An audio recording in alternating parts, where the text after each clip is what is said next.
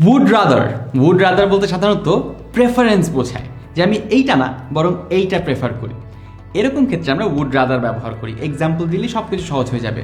যদি আমি বলি Ramim would rather drink Coca Cola than Pepsi. Ramim would rather drink Coca Cola than Pepsi. সে পেপসির তুলনায় কোকা কোলাটা ড্রিঙ্ক করা বেশি প্রেফার করে, সেক্ষেত্রে আমরা উড রাদার ব্যবহার করি। এখানে আপনি উড রাদারের পরিবর্তে প্রেফার্সও ব্যবহার করতে পারেন। আপনি কিভাবে করে বলতে পারেন, Ramim prefers Coca Cola to Pepsi. সেখানটাতে দেন হবে না, প্রেফারের ক্ষেত্রে আমরা টু ব্যবহার করি। আমরা বলবো Ramim prefers Coca Cola to Pepsi.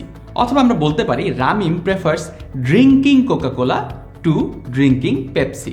অর্থাৎ আমরা যখন প্রেফার ব্যবহার করব তখন আমরা টু ব্যবহার করব। উড রাদারের আমরা যদি একটু অতীতে চলে যাই, অর্থাৎ আমরা উড রাদার দিয়ে তো বর্তমান প্রেফারেন্সের কথা চিন্তা করছি, আমরা যদি অতীতের প্রেফারেন্সে চলে যাই তাহলে কেমন হয়?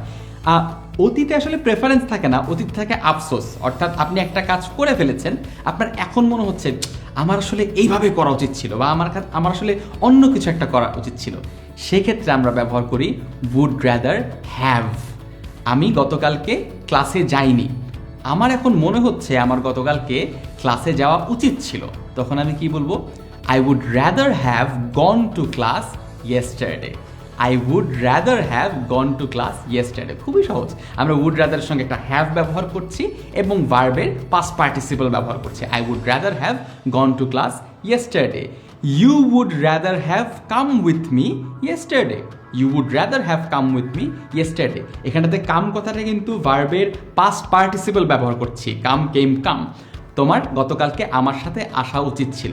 এইভাবে করে আপনি যদি উড রাদার হ্যাভ তারপরে ভার্বের পাস্ট পার্টিসিপল ব্যবহার করেন তাহলে বোঝাচ্ছে যে আপনি গতকালকে বা অতীতে একটা কাজ করেছেন যেটা নিয়ে আপনার একটুখানি আফসোস হচ্ছে এবং কাজটা অন্য কোনোভাবে করা উচিত ছিল, এমন এক্সপ্রেশনের জন্য আমরা উড রাদার হ্যাভ ব্যবহার করে থাকি।